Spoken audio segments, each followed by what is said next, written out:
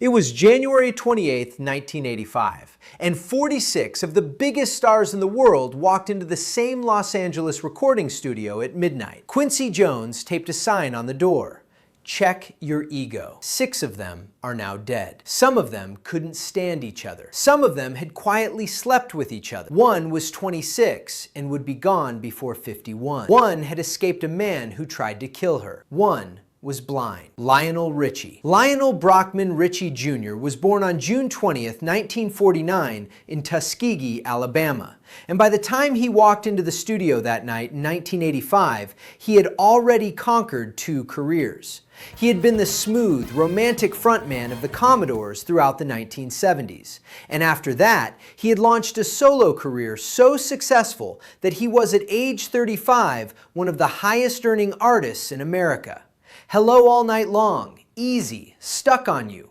Every one of those songs was on a jukebox somewhere in America in 1985. He had co-written We Are the World with Michael Jackson over a long weekend, and now he was about to spend the entire night making it real. And instead of him giving me the full wrath of what he thought. In 2026, Lionel Richie is 76 years old and still touring, still on television, still the smoothest voice in the room. His old friend Steve Perry was harder to find. Steve Perry, born January 22, 1949 in Hanford, California, was the lead singer of Journey, and in 1985 that was one of the biggest stadium rock bands in the world.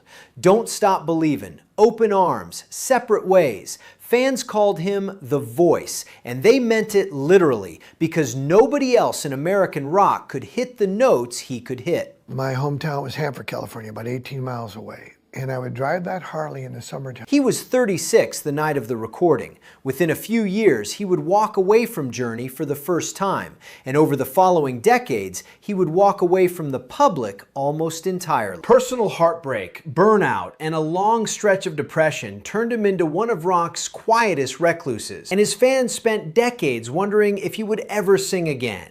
He came back in 2018 with new music. So I said, I promise I'll make that promise. I won't go back in isolation. In 2026, at 77, he lives quietly. The next voice in the room had escaped a far darker silence: Tina Turner. Anna Mae Bullock, the woman the world would come to know as Tina Turner, was born on November 26, 1939 in Tennessee.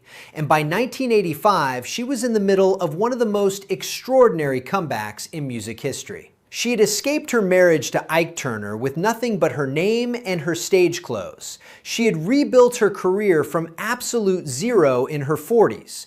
And What's Love Got to Do with It had made her a global superstar at 45 years old. Measured the speed of a car, and I was running across the freeway and this big truck was coming. The night she recorded her vocal on We Are the World, she was the most powerful female voice in the building, and everyone in the room knew it. Drop the song that hits you hardest in the comments. For a lot of you, it's going to be her. She won 8 Grammys, sold over 100 million records, and eventually moved to Switzerland to live a quieter life with her second husband, Erwin Bach.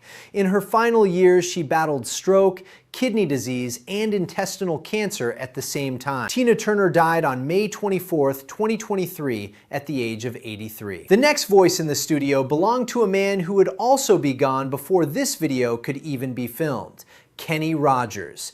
Kenneth Ray Rogers was born on August 21st, 1938 in Houston, Texas, the son of a shipyard worker and a nurse. And over the course of his life, he became one of the few American singers who could top both the country charts and the pop charts at the same time.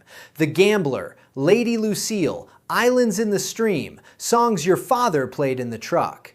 Lionel Richie, the man who had just opened this script, had written Lady specifically for Kenny. When she sang with me than when I sang it by myself. It had a different... He was 46 the night of the We Are the World session, deep into the prime of his career, and his calm, storytelling voice was already one of the most recognizable sounds in American music. Over the next decades, he transformed visually too, from clean-cut country crooner into the silver-bearded grandfather figure that became his trademark. He retired from touring in his late 70s because of his health, and Kenny Rogers died on March 20th, 2020, at the age of 81, in his sleep at home in Georgia.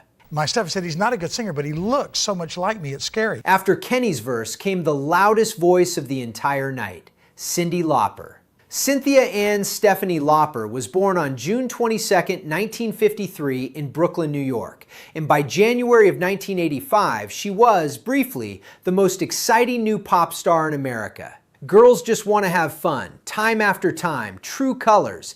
Every one of those songs was a top 5 hit. Her colorful hair and thrift store outfits were on every magazine cover, and MTV played her videos on loop. Women's rights, and I did, even through comedy, even through the wrestling thing. That was all. She was only 31 the night of the recording, easily the youngest woman in the room.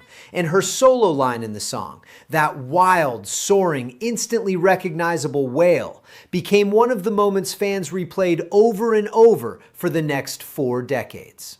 Cyndi Lauper turned into one of music's most outspoken advocates for LGBTQ+ rights, kept touring well into the 2020s, and was inducted into the Rock and Roll Hall of Fame in 2025.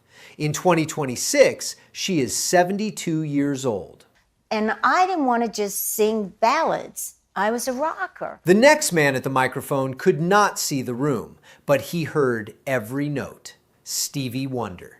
Stevlin Hardaway Morris, the boy who would become Stevie Wonder, was born on May 13, 1950 in Saginaw, Michigan, and he had been blind since infancy because of complications in a neonatal incubator. By the age of 11, he had a record deal at Motown.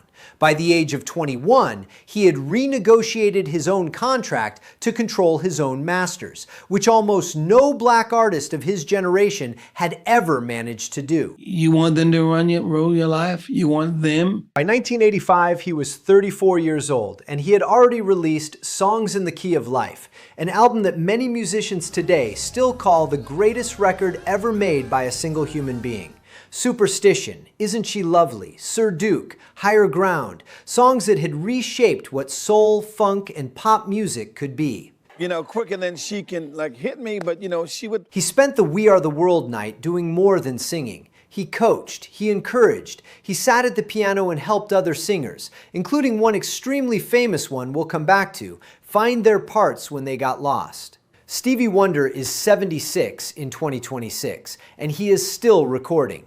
The woman who sang next was Motown royalty too, Diana Ross. Diana Ernestine Earl Ross was born on March 26, 1944 in Detroit, Michigan, and she had been famous since 1964 when the Supremes, Diana, Mary Wilson, and Florence Ballard, became the first black female group to hit #1 on the American pop charts. 12 #1 singles followed.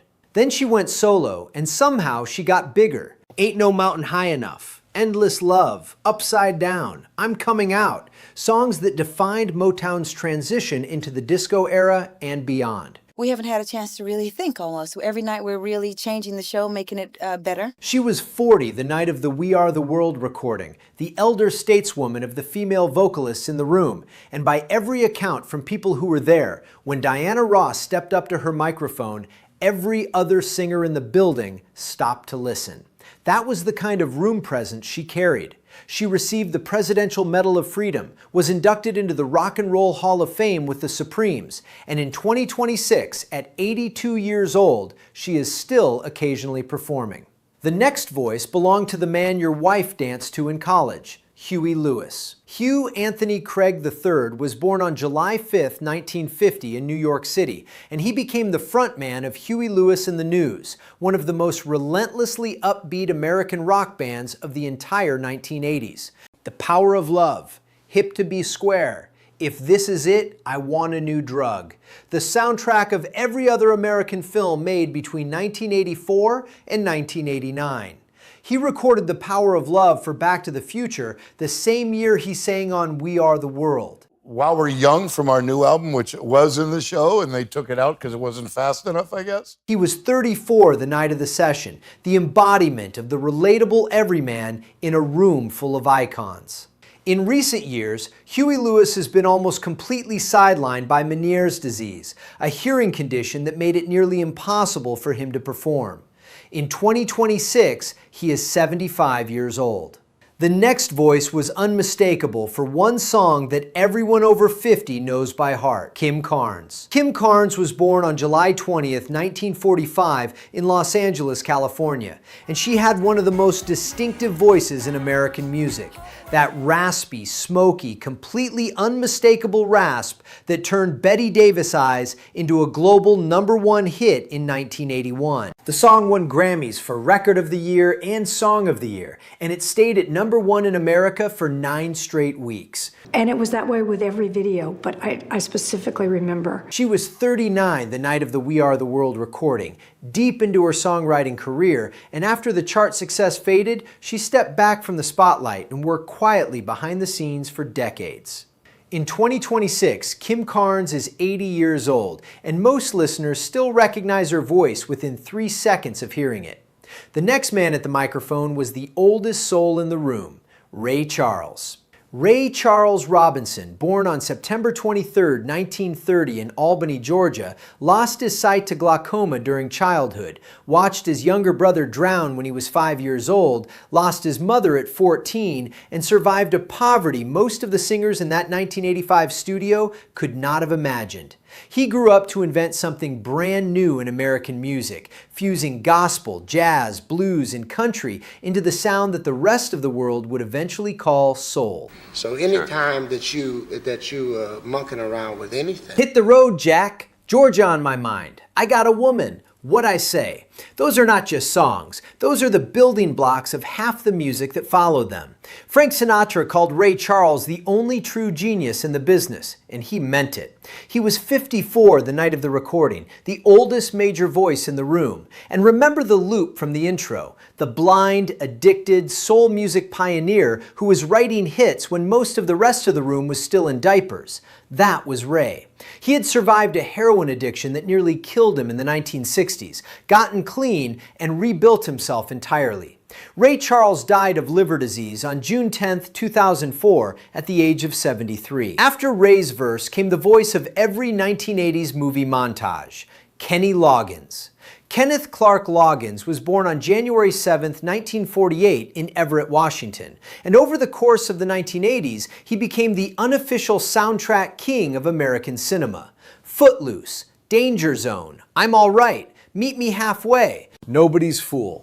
If a hit movie came out between 1984 and 1989, there was a real chance Kenny Loggins was singing over the closing credits. And I was in the studio recording Playing with the Boys when I got a call from Giorgio Moroder. He was 37 the night of the We Are the World recording, writing the peak of his soundtrack era, the year Top Gun would change his career forever. Decades later, you cannot watch a montage of Tom Cruise in a flight jacket without his voice coming up underneath it. Success is getting together with a friend and writing a song that I feel great about. Kenny Loggins is 78 years old in 2026, and he kept touring deep into his 70s. The next man at the microphone is a name younger viewers do not always recognize, but every one of you knows his voice.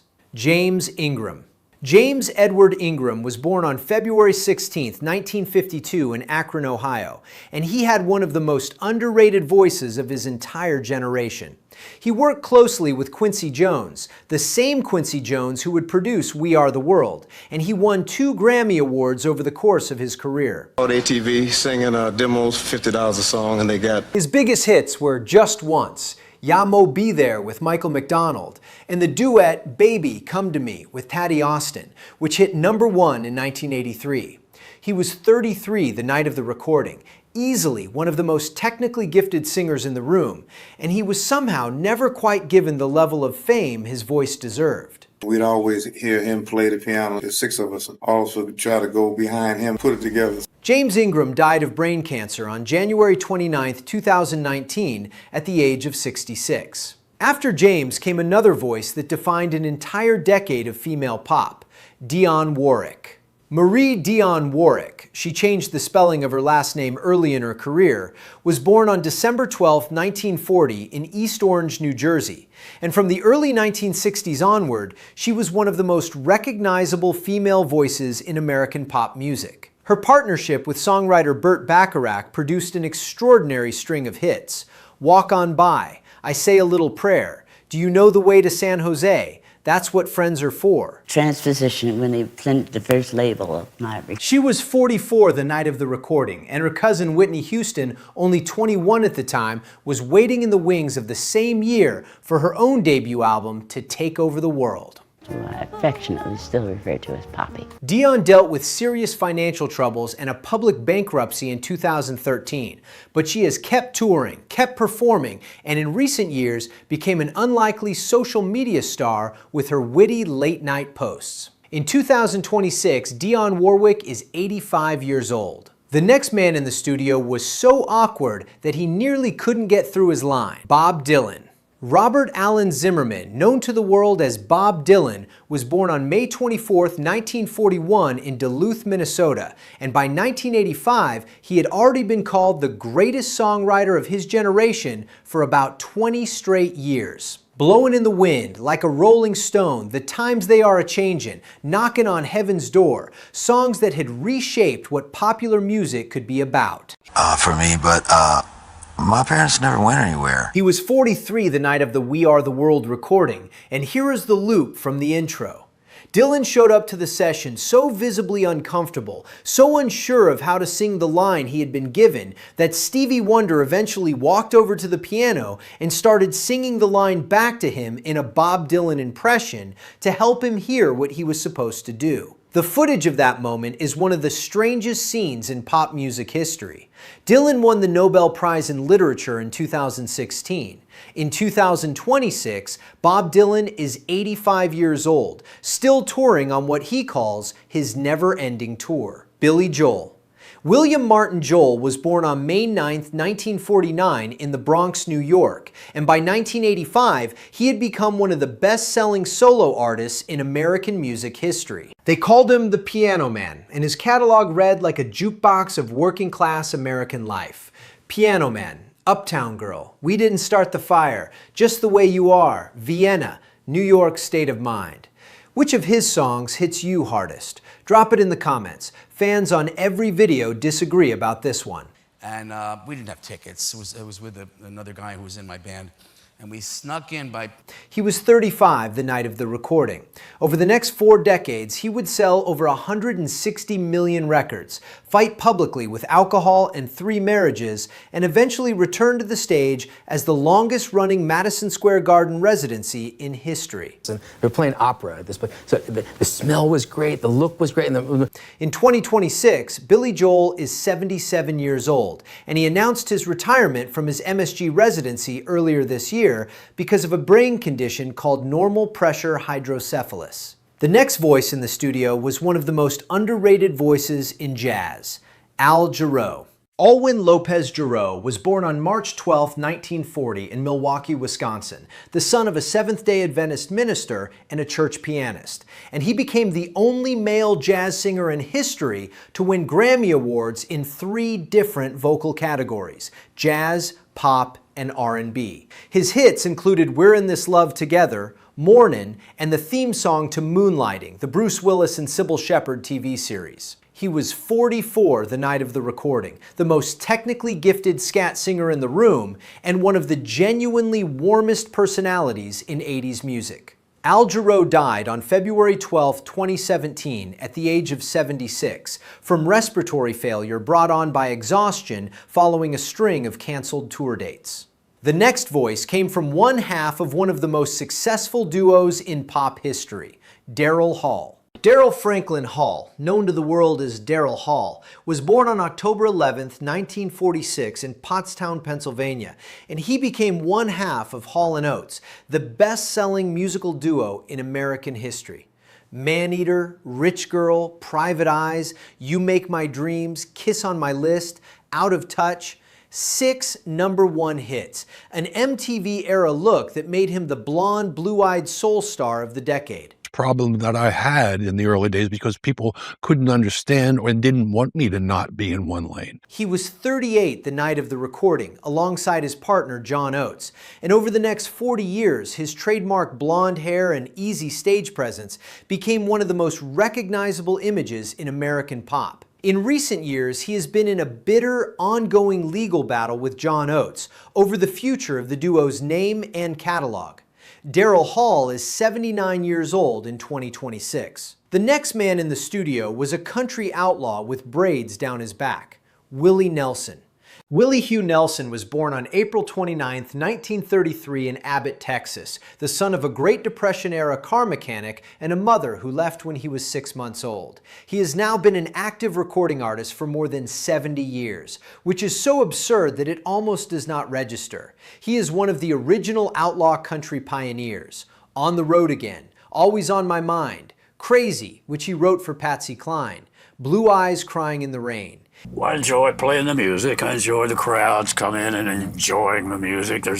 He was 51 the night of the We Are the World recording, and he was already a national icon, instantly recognizable by his braids, his red bandana, his nasal voice, and his guitar, Trigger, which he has now played for over 50 years.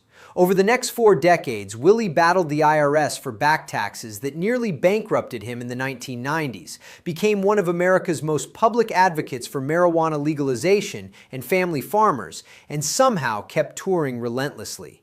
In 2026, Willie Nelson is 93 years old and still performing, which makes him almost certainly the longest active recording artist in American music history. After Willie came the gentlest songwriter of the entire group, Paul Simon. Paul Frederick Simon was born on October 13, 1941 in Newark, New Jersey, and along with his childhood friend Art Garfunkel, he became one of the defining voices of 1960s American folk pop. The Sound of Silence, Mrs. Robinson, Bridge Over Troubled Water, Scarborough Fair, songs every American man over 55 can still sing without thinking about it. On one of the times when he was having dialysis. He was 43 the night of the recording, and his solo masterpiece Graceland was about to come out the very next year and reshape what pop music was allowed to be. His personal life had always been quieter than his music. 3 marriages, including a famously brief one to Carrie Fisher, and a creative rivalry with Art Garfunkel that lasted his entire life.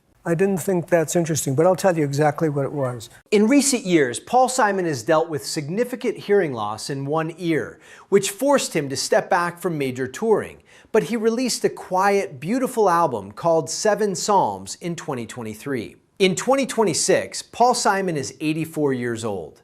The man whose verse came next was the working-class soul of American rock, Bruce Springsteen. Bruce Frederick Joseph Springsteen was born on September 23, 1949 in Long Branch, New Jersey, the son of a bus driver father and a legal secretary mother.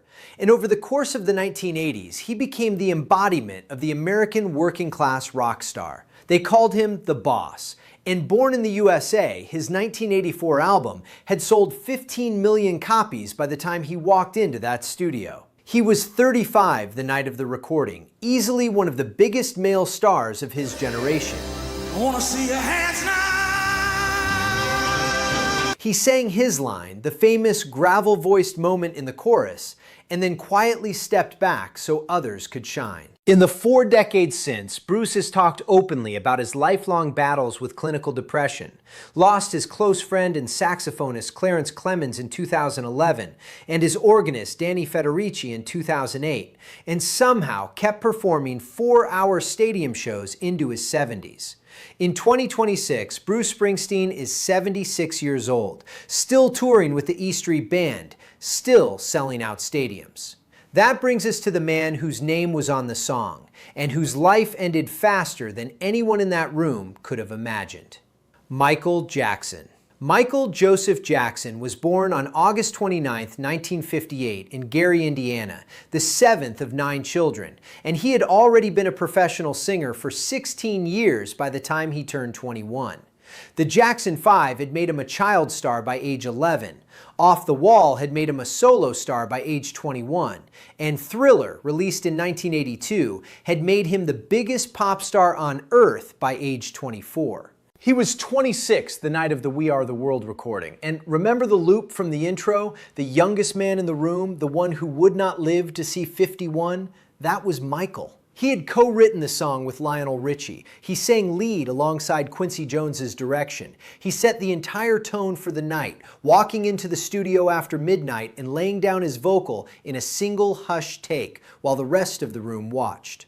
Over the next 24 years, he would release Bad, Dangerous, History, Invincible, and The Moonwalk, The White Glove, The Changing Face, The Ranches, The Legal Battles, the documentaries, The Scandals, and The Silences would all become their own chapters in a life nobody on earth could fully explain. Michael Jackson died on June 25, 2009 in Los Angeles from acute propofol intoxication at the age of 50. The cause of death was ruled a homicide. His personal physician was convicted of involuntary manslaughter. He was the youngest major voice in that studio in 1985, and he was the first one to leave.